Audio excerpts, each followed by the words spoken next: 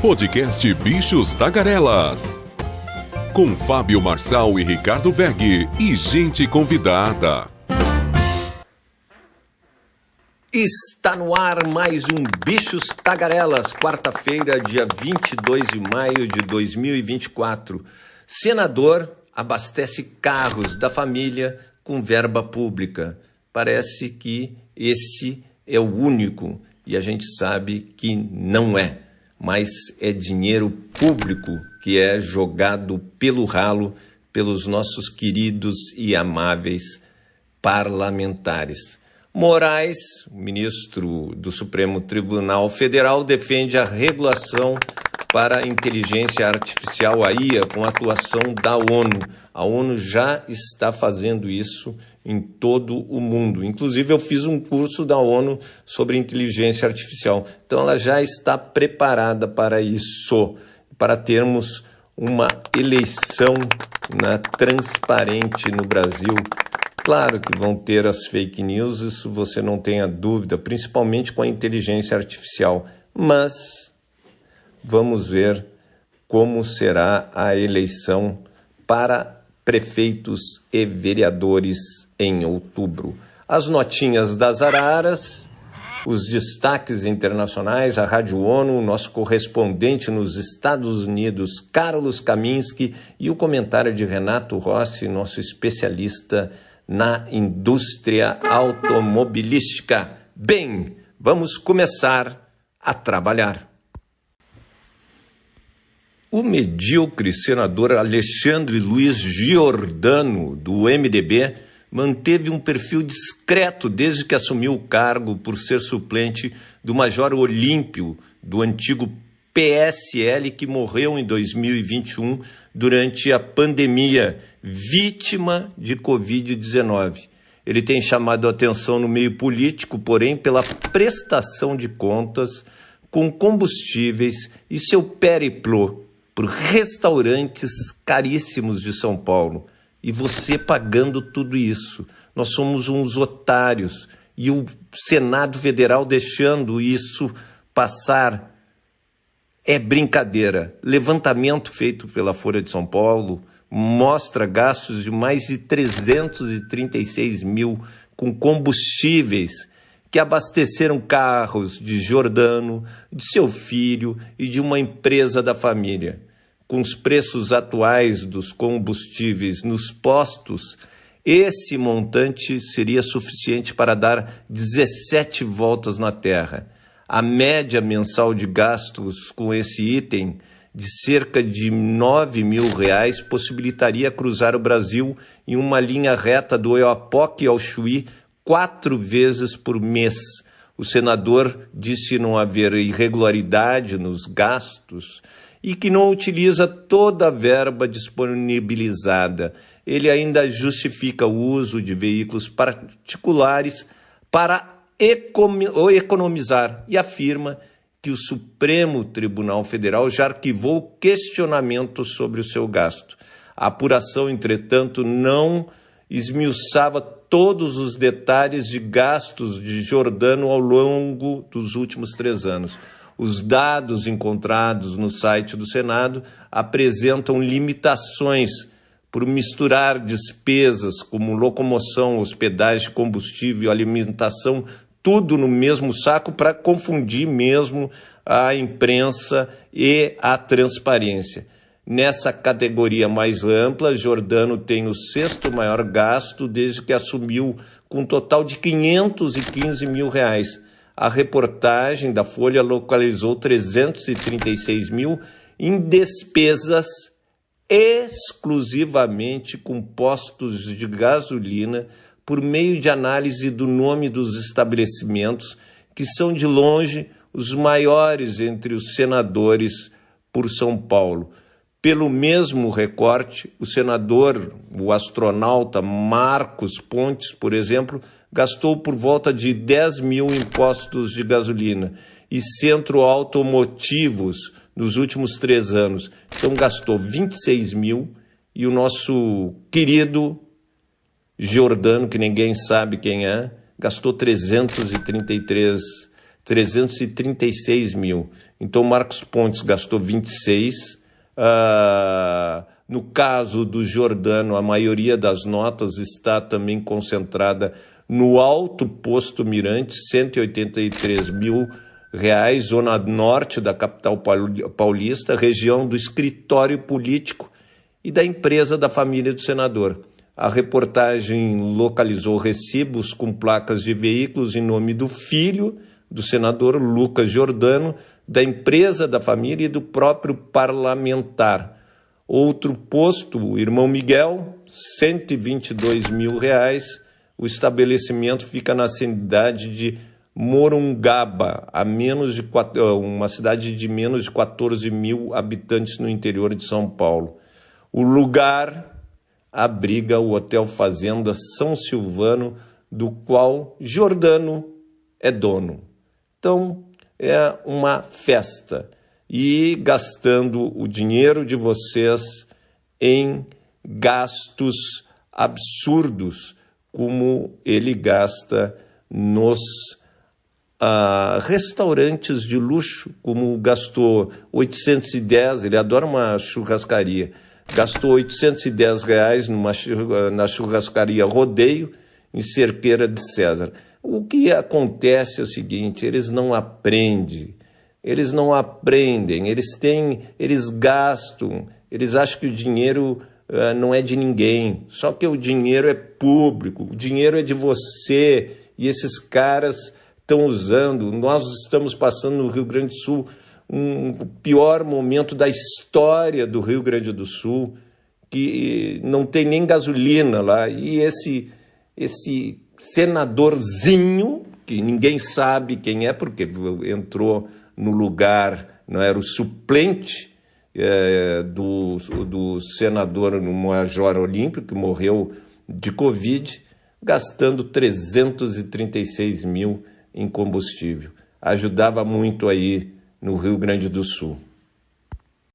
E o presidente do Tribunal Superior Eleitoral, ministro do Supremo Tribunal Federal, Alexandre de Moraes, defendeu ontem uma regulamentação internacional para o uso da ferramenta de inteligência artificial, o IA, com participação das Nações Unidas.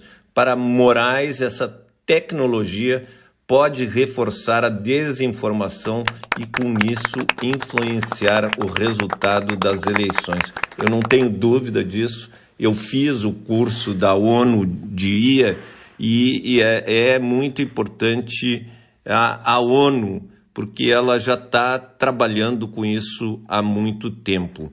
O ministro participou da abertura de um seminário sobre IA e eleições promovidos pelo TSE e pela Fundação Getúlio Vargas. Citou a legislação da União Europeia como exemplo. A embaixadora do bloco no Brasil, Marianne Sugref, participou do evento, assim como a embaixadora da Alemanha no país, Bettina Kallenbach. Moraes também afirmou que a Organização das Nações Unidas deveria atuar nessa regulamentação, a exemplo da Declaração Universal dos Direitos Humanos, aprovada em 1948. Em fevereiro, o TSE aprovou uma resolução sobre propaganda eleitoral que disciplina o uso do IA, da inteligência artificial, nas campanhas das eleições, municipais, que ocorrerão em outubro. A gente espera que isso realmente aconteça. E chegou a hora das notinhas das araras, a sua agenda do dia em Brasília. O presidente Lula reúne-se com a CEL da Uber, Dara Khoroshanischi, regulamentar os motoristas dos Ubers é a pauta principal. Eles, porém, os motoristas não querem, porque vão ter que pagar previdência, vão ter que pagar uma série de coisas, e eles não querem. Então, é uma questão ali muito delicada para o governo meter a mão nessa cumbuca. O ideal era deixar eles se entenderem. À medida que o governo tenta uma negociação, existe sempre um desgaste. O governo pensou que ia faturar com isso e, na realidade, não fatura com isso. Faturou uma revolta dos motoristas do Uber e dos aplicativos. Ministros na Câmara, Haddad e Fávaro falam em comissões, STF julga ações, importante aqui, sobre assédio judicial contra jornalistas e empresas jornalísticas. E lembrando que, por unanimidade, 7-0, a Corte rejeitou as acusações de abuso de poder econômico e uso indevido dos meios de comunicação e Caixa 2 contra o senador do União Brasil, Sérgio Moro. A Corte não viu irregularidades. Na prática, o TSE e o STF estão fazendo alguns recuos táticos para tentar normalizar a relação com o Congresso. Os magistrados têm sentido sinais de que a oposição e Lula têm chances de ampliar sua bancada no Senado a partir da eleição de 2026. Os cerca de 30 senadores atuais passariam a ser maioria com mais de 40. Essa nova composição tornaria mais fácil fazer algo e até hoje inédito na política brasileira, ou seja, abrir um processo de impeachment contra o ministro do Supremo Tribunal Federal. Com um gesto de boa vontade em relação a Sérgio Moro, há sinais de armistício no ar. O próximo passo seria Alexandre de Moraes encerrar os inquéritos que conduz, como o que apura supostas fake news, que inclui qualquer assunto que o magistrado julgue necessário. Então, vamos ver, não é, de que forma isso será resolvido. Também hoje vai ser discutido aquela se taxa, não taxa, as compras até $50 nas contas internacionais, contas principalmente da China.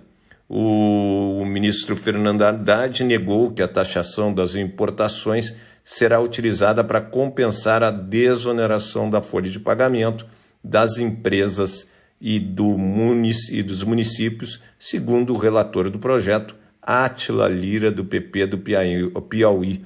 Ainda não foi discutido para onde vai o dinheiro que o governo vai arrecadar com a medida. E acontece aqui a Marcha dos Prefeitos, onde o presidente Lula ouviu vaias e ouviu aplausos. A gente sabe que o país está dividido e o presidente do Senado pediu uma resolução sobre a reoneração gradual dos municípios de 2025 até 2027, semelhante aos 17 setores da economia. Ou seja, ninguém quer pagar, municípios até 156 mil habitantes, ninguém quer pagar a Previdência Social. O único que paga a Previdência Social é o Zé. Azul e Latam começarão a operar na base aérea de Canoas, que fica na região metropolitana de Porto Alegre, farão a rota São Paulo-Canoas. Então, a Azul vai iniciar operações a partir de 1º de junho, com voos saindo do aeroporto de Viracopos, em Campinas, para a base aérea de Canoas. O preço da passagem começa em R$ 737. A Latam dará início às operações em 27 de maio. Será a primeira, com voos a partir de R$ 630,55 saindo do aeroporto de Congonhas e Guarulhos, ambos de São Paulo. A Gol vai ser aqui a mais cara. Iniciará as operações a partir de 1º de julho, com voos a partir de R$ 850 saindo do aeroporto de Guarulhos, São Paulo. R$ 850 são apenas, apenas uma perna, como a gente diz, só a ida, só a volta para o Rio Grande do Sul. Quando você coloca outros estados, aí fica caro e fica muito cara a passagem. Eu estava vendo uma passagem para visitar minha família de Brasília para Caxias do Sul, estava em torno de R$ 7.700. E daí uma passagem de Brasília para Lisboa estava R$ 5.500. Alguma coisa está errada. E o Ministério da Cultura deve direcionar recursos da Lei Rouanet para a recuperação do setor cultural gaúcho. A intenção é que o projeto do edital da Petrobras Cultural, além de programas emergenciais do valor até 150 milhões, sejam destinados ao Estado para uso em ações como restauração do patrimônio danificados, aquisição de acervos e retomada de atividades culturais essenciais. O deputado Márcio Biolk, do MDB do Rio Grande do Sul, apresentou uma articulação com a bancada do partido na Câmara, uma proposta que amplia a abrangência da Codevasp para permitir que atenda extraordinariamente municípios do Rio Grande do Sul. A estatal é dominada pelo Centrão e é a campeã de suspeitas de corrupção e atende, sobretudo, os estados do Nordeste. E a Polícia Federal e o Ministério Público estaduais deflagraram ontem 2 operações contra a venda ilegal de armas e munições para facções criminosas e um grupo voltado à prática de roubos na modalidade Novo Cangaço. As investigações apuram o envolvimento dos CACs, policiais militares e lojistas em desvios de armamentos para abastecer os criminosos. E vamos aos destaques da imprensa no mundo. New York Times, marido de Kamala Harris, chama Trump de conhecido antissemita. Washington Post, Noruega, Irlanda e Espanha reconhece Estado da Palestina. Espera-se que outras nações façam o mesmo. Vamos ver qual será a posição do Brasil. Wall Street Journal, Estados Unidos dizem que histórico acordo de normalização entre Israel e Arábia Saudita está no alcance, mas Israel pode hesitar. Clarim de Buenos Aires, Milei faz forte alerta ao Congresso. Vou vetar qualquer projeto que mandem para explodir o país. O País da Espanha, crise diplomática com a Espanha ajuda Milei a cobrir disputas internas. The Guardian, inflação no Reino Unido cai menos do que o esperado para 2,3%, reduzindo a chance de corte de juros. Financial Times, PwC enfrenta crise na China por auditoria da falida Evergrande. A AP, a Associated Press, disse que as autoridades de Israel confiscaram equipamentos de câmera da agência. O motivo, suposta violação de uma lei que limita a atuação de veículos estrangeiros que o governo considera ameaças à segurança nacional.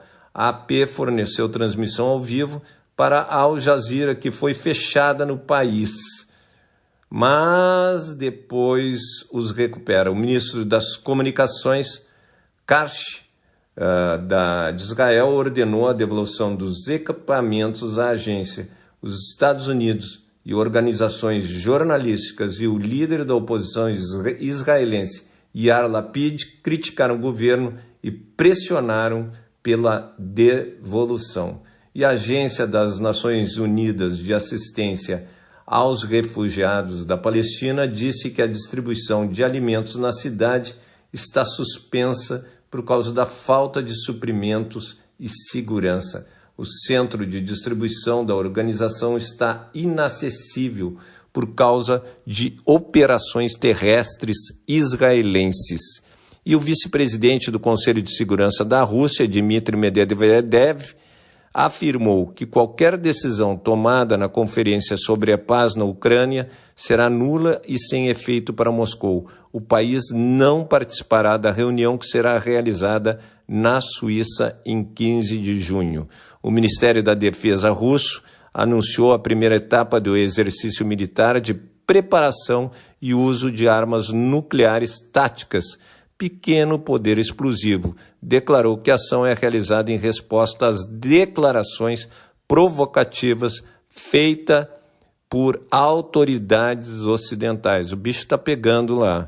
Estão mexendo, cutucando com vara curta quem não deve cutucar, que é o Putin. E a empresa Anúncios, o Google disse que vai lançar em breve um recurso que permite aos anunciantes aprimorar anúncios com a ajuda da inteligência artificial. A ferramenta incluirá testes virtuais e anúncios 3D com o intuito de passar mais confiança aos consumidores durante as compras online, afirma a Reuters. E vamos aos destaques da Rádio ONU, nossa parceira nos Estados Unidos.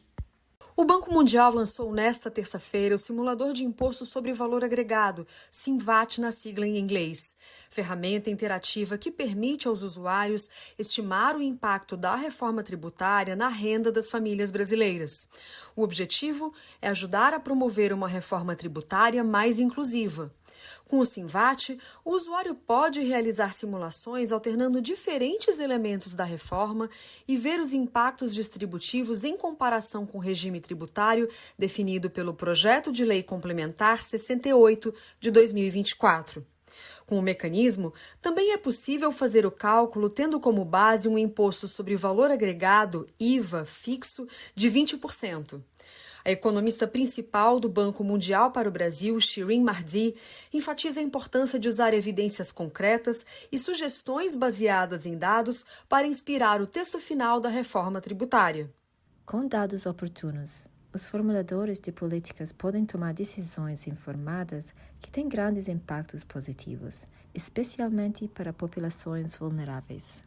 O SINVAT se baseia em trabalhos analíticos do Banco Mundial e na ampla gama de informações disponíveis na última pesquisa de orçamentos familiares do Instituto Brasileiro de Geografia e Estatística, IBGE.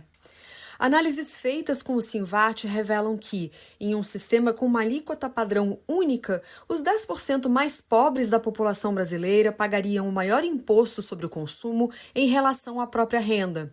A carga tributária para eles seria de 28% de sua renda.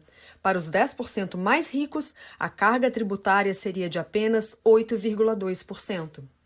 Já uma simulação do Projeto de Lei Complementar 68 de 2024 mostra que essa alternativa é capaz de reduzir as inequidades do sistema tributário.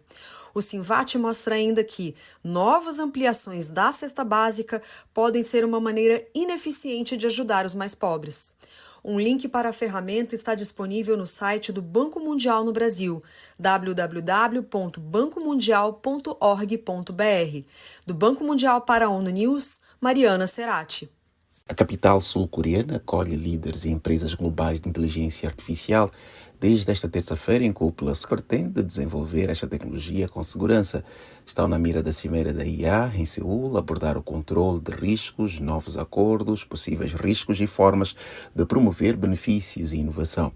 O secretário-geral das Nações Unidas, António Guterres, que participou virtualmente na reunião, ressaltou a recente criação de um painel científico internacional sobre inteligência artificial.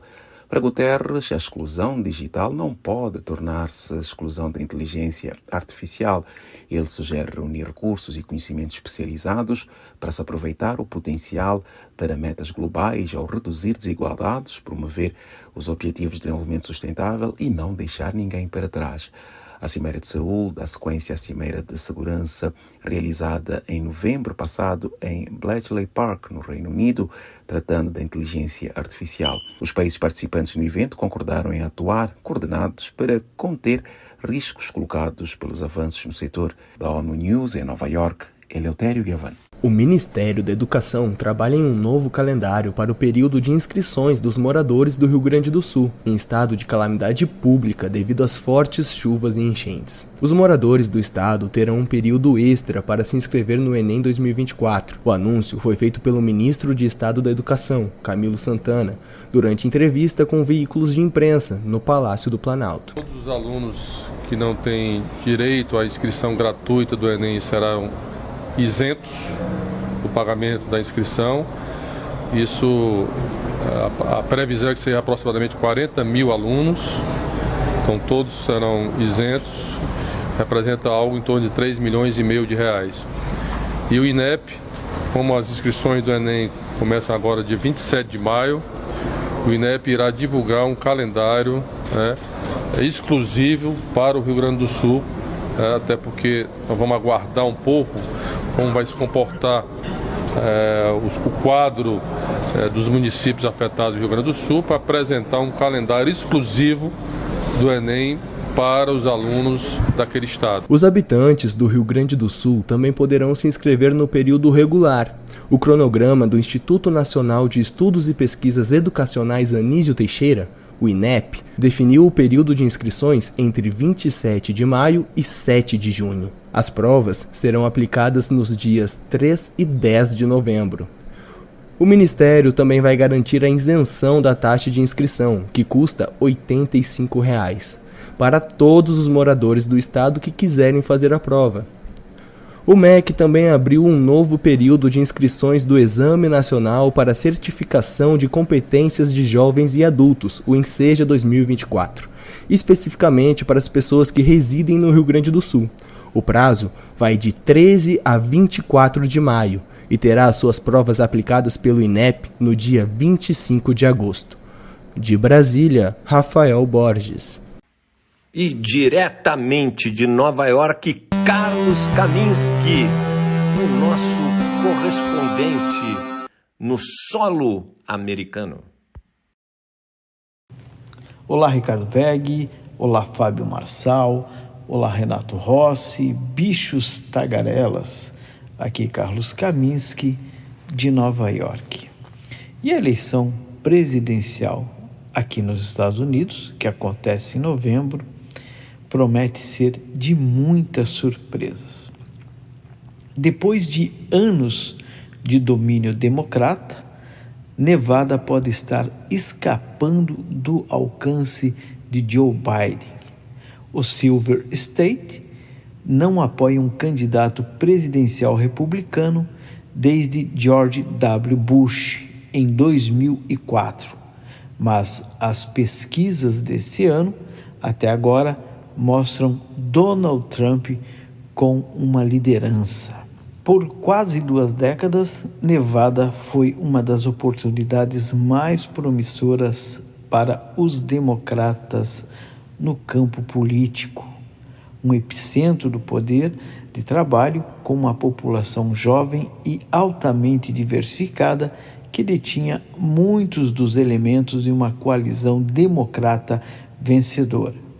Mas em um momento de profunda frustração com os custos da habitação, inflação alta e preços do gás e combustível, pesquisas recentes sugerem que Nevada pode estar escapando do alcance do presidente Joe Biden, destacando suas lutas mais amplas para conquistar eleitores mais jovens, hispânicos e americanos sem um diploma universitário. Nenhum candidato presidencial republicano venceu Nevada desde George W. Bush em 2004, mas as margens democratas diminuíram nas recentes eleições presidenciais. Em 2020, Biden derrotou Trump por menos de 34 mil votos, ou 2,4 pontos percentuais. Agora, a última pesquisa do New York Times, Siena College, mostra um cenário político drasticamente alterado para Biden no Silver State. Em uma partida teórica com 6 candidatos disputando a eleição, Trump liderou com 41% de apoio entre os eleitores registrados de Nevada, enquanto Biden ganhou o apoio de 27%. Em um confronto direto, Trump contra Biden, Trump leva 50% dos eleitores, contra 38% para Joe Biden. Neste confronto bidirecional, o candidato republicano teve uma vantagem impressionante de 13 pontos entre os eleitores de 18 e 29 anos, e uma vantagem de 9 pontos entre os eleitores hispânicos.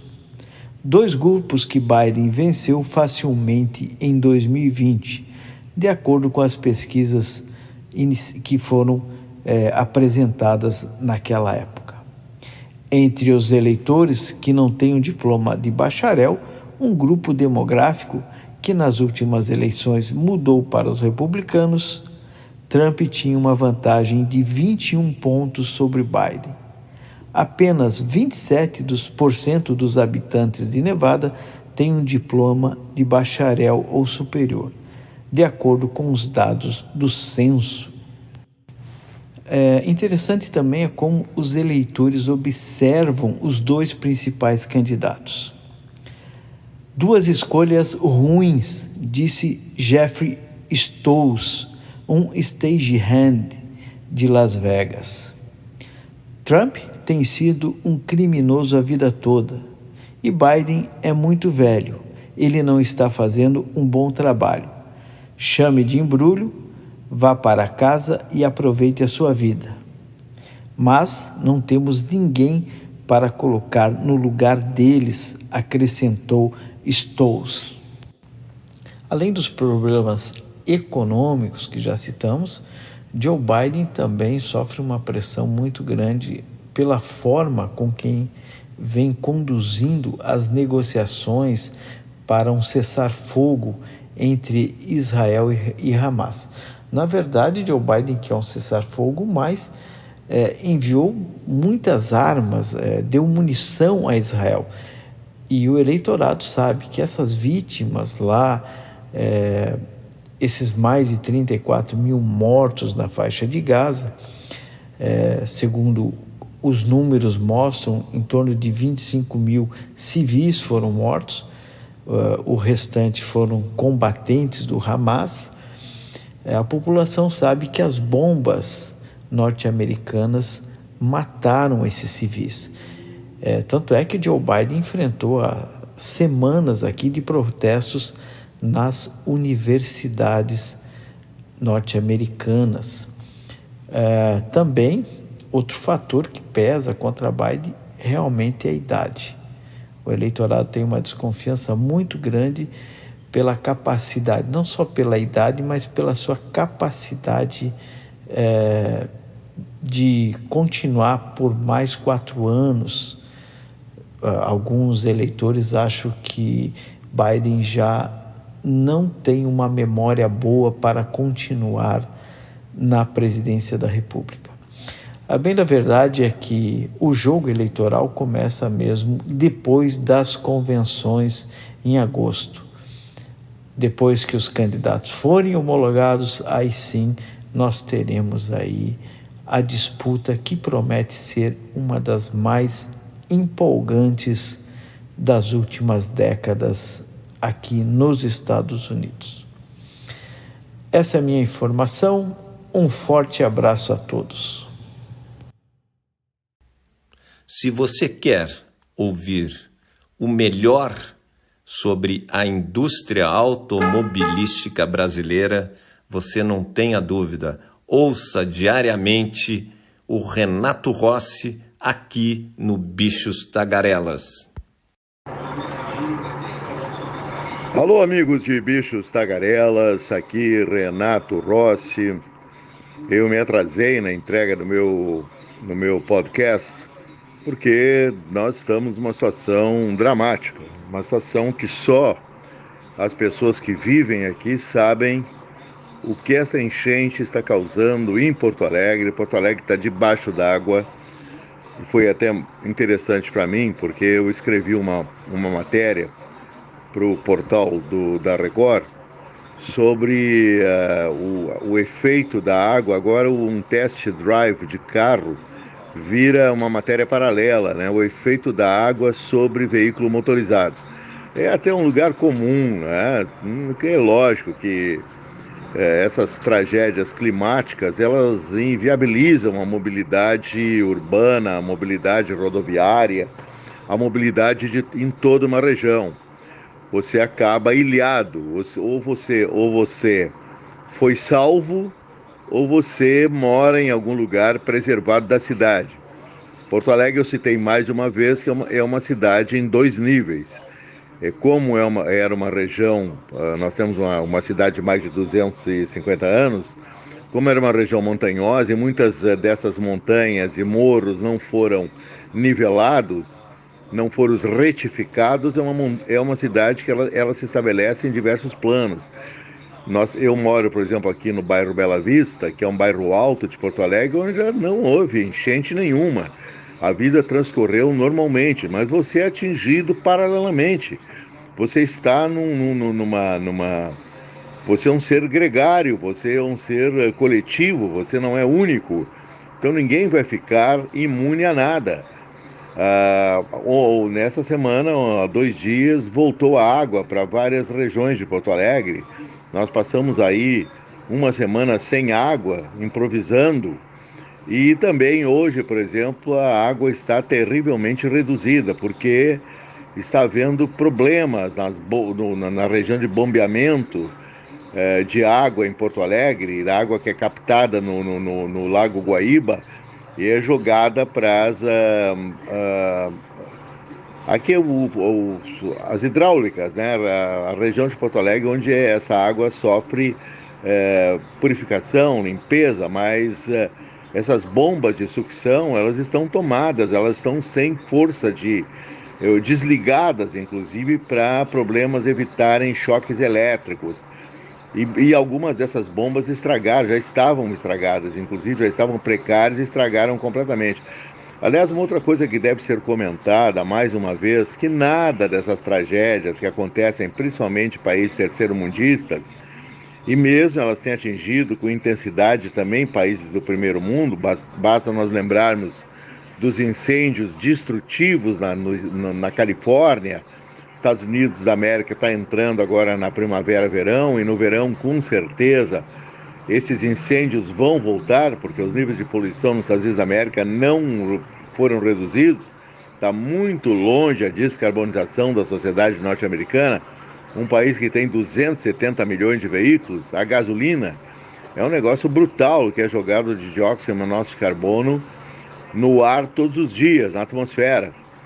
E a gente sabe o efeito tenebroso que esses gases causam na atmosfera, gerando o global warming, o aquecimento global, cujos níveis também não foram reduzidos desde o Acordo de Paris, que ocorreu o último Acordo de Paris, se não me engano, foi em 2015.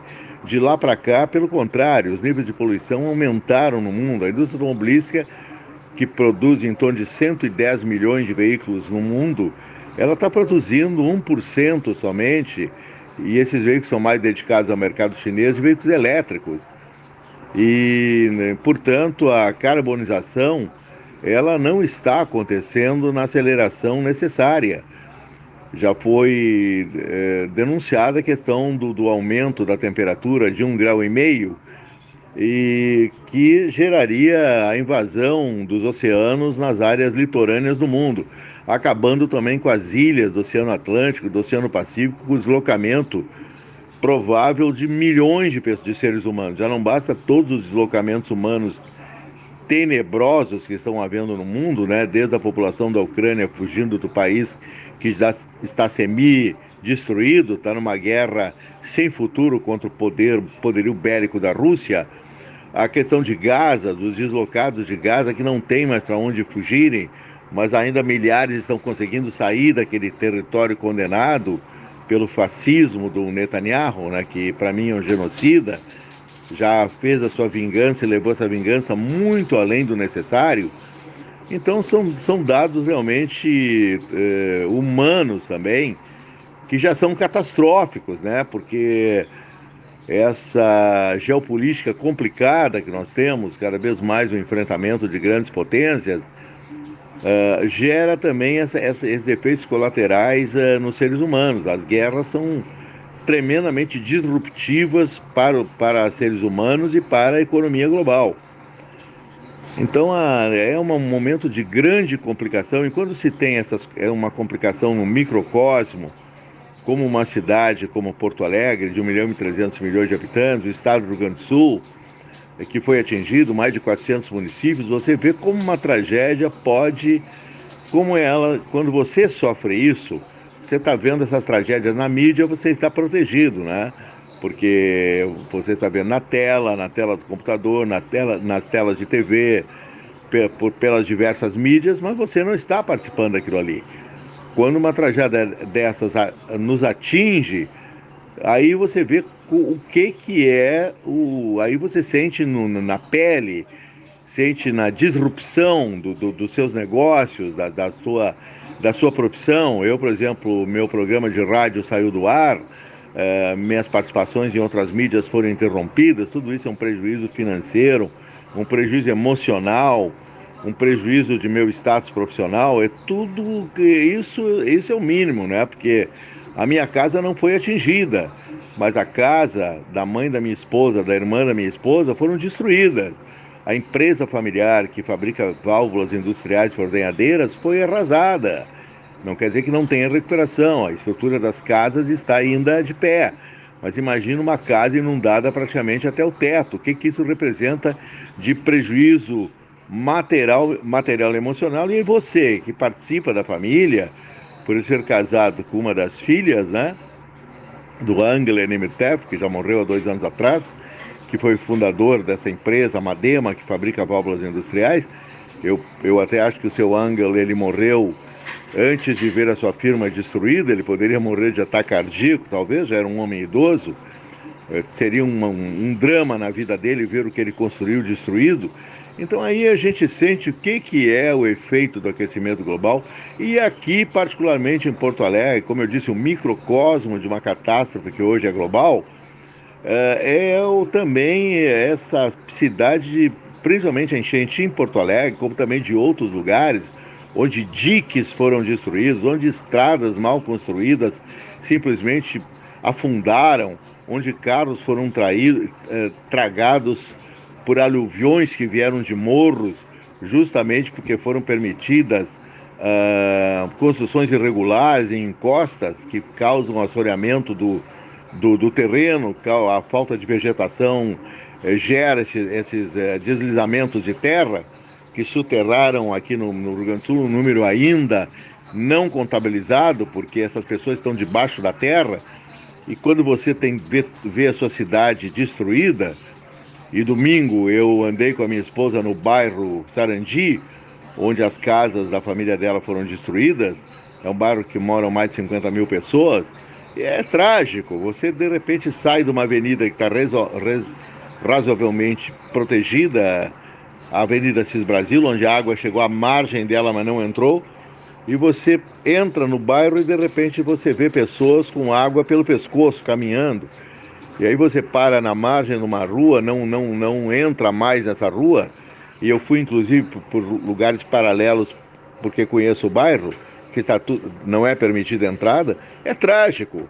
Você olha assim para a rua e você vê um mar, você vê casas que não vê mais as casas, um silêncio absoluto, onde havia vida, onde havia pessoas caminhando nas ruas.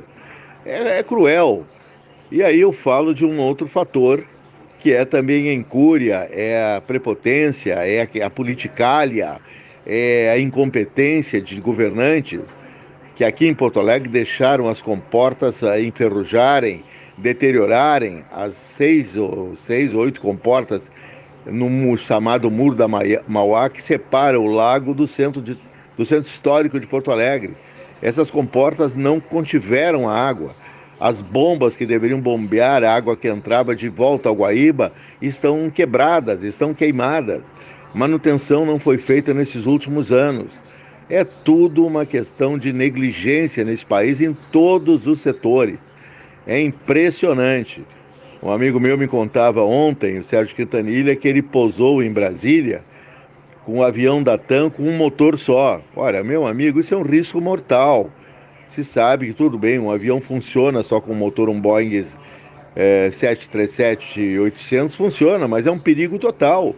O avião já não tem o equilíbrio que tem com os dois motores. E se houvesse uma falha no outro motor também, morreria todo mundo. O Quintanilha fez um live, eu vi que ele estava plenamente assustado com o episódio que ele tinha acabado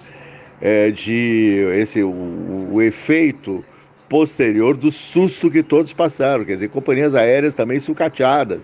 É um país com nível de sucateamento em em toda a sua infraestrutura impressionante. E aí esse sucateamento tem agora como efeito colateral uma cidade que está completamente invadida pelo...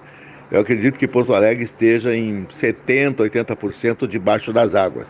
E essas águas não estão recedindo, não estão voltando. Pelo contrário, o Lago Guaíba está aumentando cada vez mais, elevando seus níveis, porque ele recebe todo o fluxo de rios da Serra Gaúcha, do interior do estado, que acabam desaguando aqui no Lago Guaíba. E o Lago Guaíba joga essa água na Lagoa dos Patos e a Lagoa dos Patos joga o excesso de água no mar. Só que os ventos contrários, vento sul, também não está permitindo que essa água seja escoada. Amigos, não é fácil, viu? O desgaste emocional diante de tudo isso é enorme, é terrível, e eu espero que Deus ajude, que o tempo hoje ficou bom, tem sol, muito frio, que esse frio permaneça, que o sol permaneça, que aí nós teremos talvez uma pequena luz no fim de um túnel para lá de escuro. Até o próximo. E acabou-se o que era doce.